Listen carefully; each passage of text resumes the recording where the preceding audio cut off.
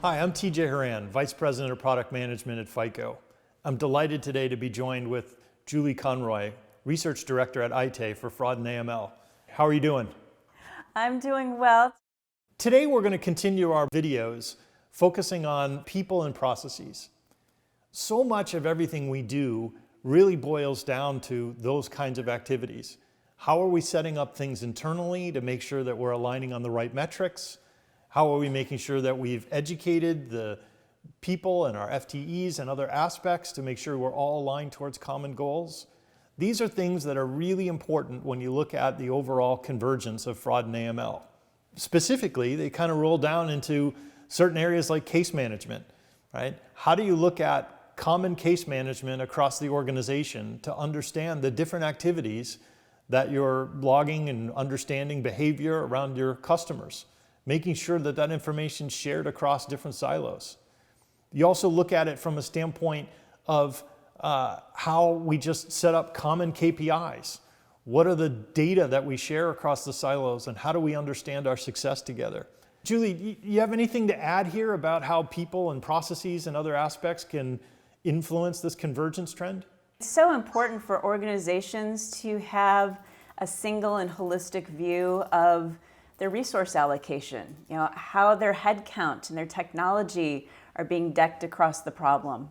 And as we see, fraud, AML, and even InfoSec coming together and having a more holistic understanding of these things, it not only helps the organization to understand its threat posture, but also find opportunities for better resource allocation, better operational efficiency, and especially as we're in the midst of not only a pandemic, but also a recession, the focus on operational efficiency is going to be higher than ever. As you're talking to folks out there, what are the key challenges you're seeing on this front?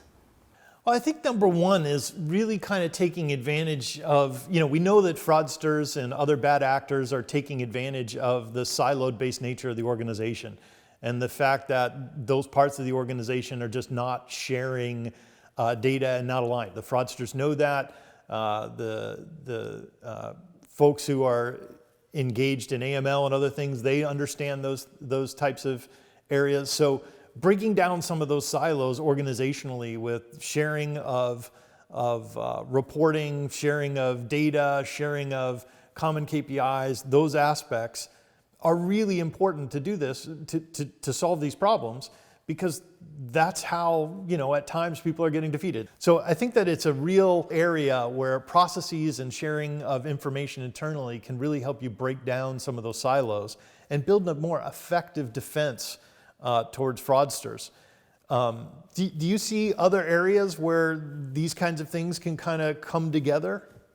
I do. And actually, just a couple weeks ago at our Financial Crime Forum, we surveyed the institutions that attended about the extent to which we are seeing convergence across organizational structures, with shared governance, and also with technology. And I would say that organizational structures is probably where we have the longest way to go. There were less than 20% of the folks that we surveyed are seeing true organizational integration. And where I've seen challenges on that front in the past is you really have to recognize the different cultures in the two organizations, AML and fraud. Many times they have different incentives and performance incentives and goals. And so if you are going to try to bring the organizations together, you need to align the goals and the delivery mechanisms.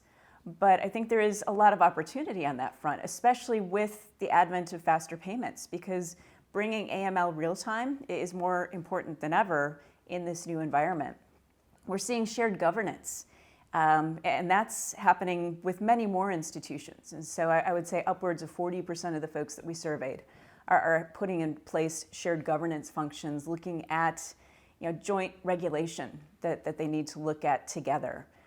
Shared problems like muling and human trafficking, and how do you tackle that? And also just data management and data governance. And that's something that really has to be looked at collaboratively as well. And then finally, technology, there's lots of opportunities, and that's where we see the most current collaboration is participating in shared underlying data infrastructures that can fuel both the detection routines in AML as well as in fraud.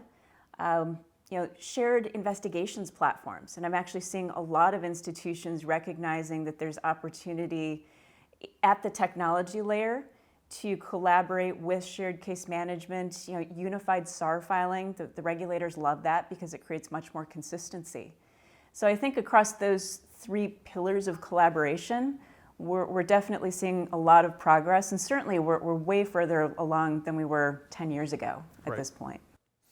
Yeah, I think those are great points, right? And building on and bringing all those areas together, and then just applying some common vocabulary, common KPIs, get everybody, for proverbially rowing the boat in the same direction, right? You can do some pretty amazing stuff without having to, upend the entire organization.